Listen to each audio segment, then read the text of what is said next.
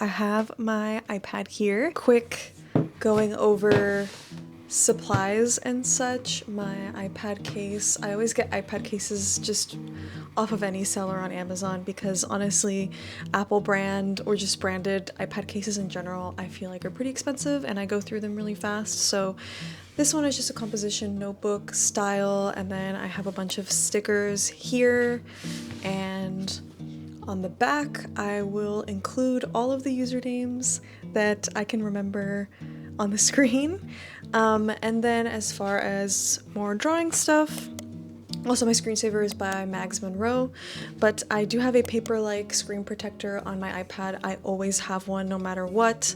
This one's pretty scratched up, but I just prefer a nice matte surface versus like a glassy surface to draw on. I also recently switched to these like graphite nibs, also by Paperlike. I honestly don't feel that much of a difference, but like I said, I like some nice resistance whenever I'm drawing on my iPad. So before we start with today's video, I wanted to quickly mention our sponsor for today, which is Printful.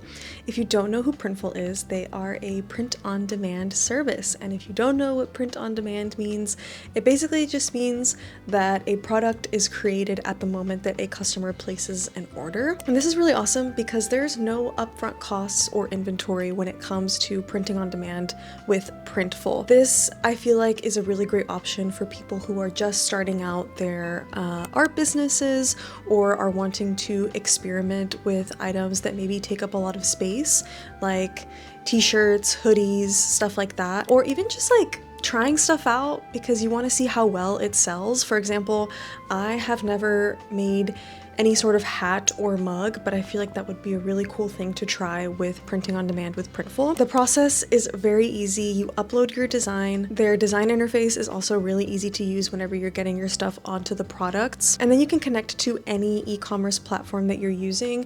Printful, I feel like, is able to connect to almost every single one. I mean, I personally use Squarespace, but they have Shopify on there. They even have TikTok Shop on there. They have Etsy. So whatever you are using for e-commerce, Printful can connect to it, and it is very easy to set up. And then once a customer purchases an item that you are making through Printful, Printful takes care of everything. Like I said, it doesn't get made until somebody places an order, so Printful will make the product and ship it out to you. And what is extra cool about Printful is that their products are super high quality, and so is their customer service. They are super committed to making sure that everybody gets their stuff and that all customers are satisfied. So like I mentioned, I think printing on demand with Printful is a super great option for a variety of creatives. And if you are interested getting started with Printful, you can go to the link down below. Now let's get back into the video. I have Procreate open here. Also, another disclaimer, I did injure my finger last week or earlier this week, and it's just really gross, so I have it like completely covered in these band-aids, so let's ignore that. It'll probably also mess up my flow a little bit because I can't really put like a ton of pressure on this finger, and I also can't do like the double tap undos. I've been having to do it with these two fingers. So overall, the new Procreate update has a lot of stuff. Interface, I think they cleaned things up, and just like how everything looks, everything's like a lot softer, a lot rounder in my opinion. Obviously, the biggest point of the update was the new Procreate library, and I have been having a lot of fun playing with these brushes. I love brushes. I'm always buying new packs from different creators or different artists. I feel like it's a really good way to support artists because a lot of them do make brush packs and they're so affordable, and they also don't have any sort of like physical space that they take up or anything. Let's get into it. I already have this sketched out. I used this brush from the pencils, the Swansea pencil. This pencil is so good. I've been so obsessed with it. Like, it has definitely replaced the 6B pencil for me. I use that to sketch it, and I've also really been enjoying the inks, the pastels, the oils, the paints, the gouache, all of those. Kyle T. Webster did an amazing job with the new brush library. So let's get into drawing.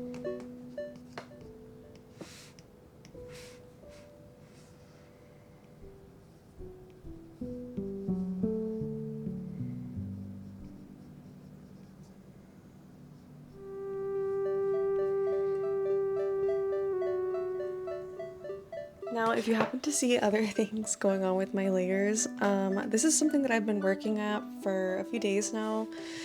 I had this initial sketch and then I did do like a quick coloring that I'm not like super obsessed with, so that's why I'm redoing it. And I also am not obsessed with the composition, so that's why I am redoing it.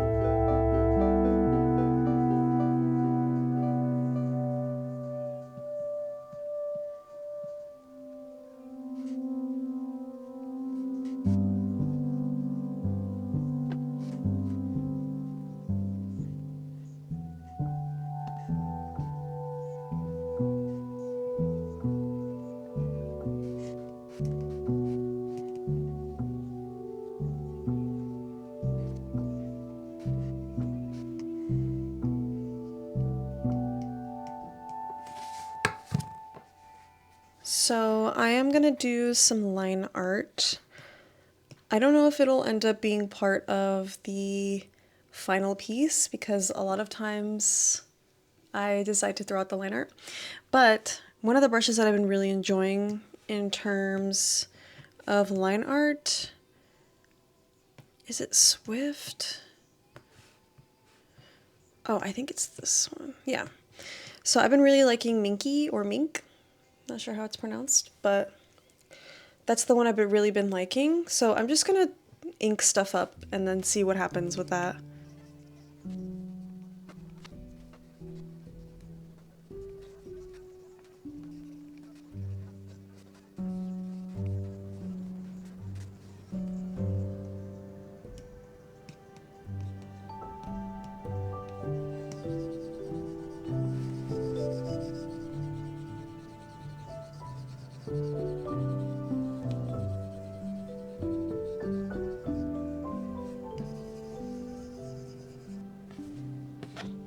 Sometimes when I feel like I need a little bit of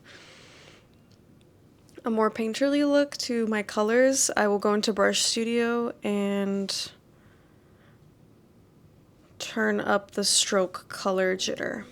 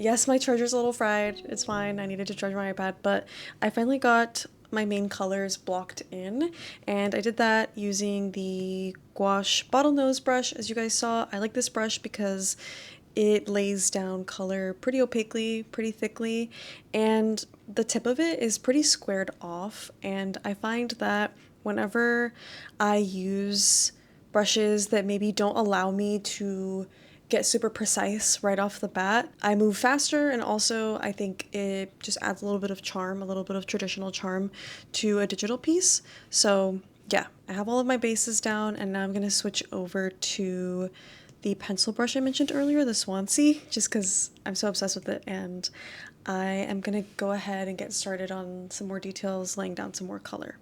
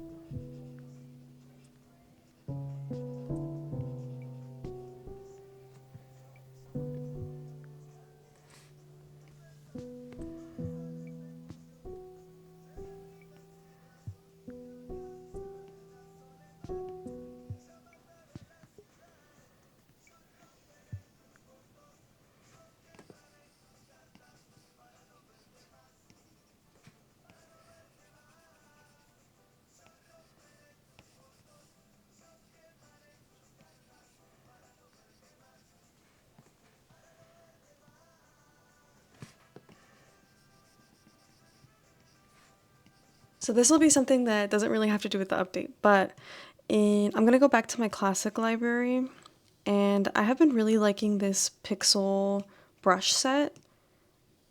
I don't remember who it's by, I'll put it on the screen, but I really like it because I think it gives a fun and like nostalgic element to things. So for these beetles, I'm gonna draw them with this pixel brush, and I feel like it'll give the doodles some variety, especially since they're so like separate from the rest of the piece.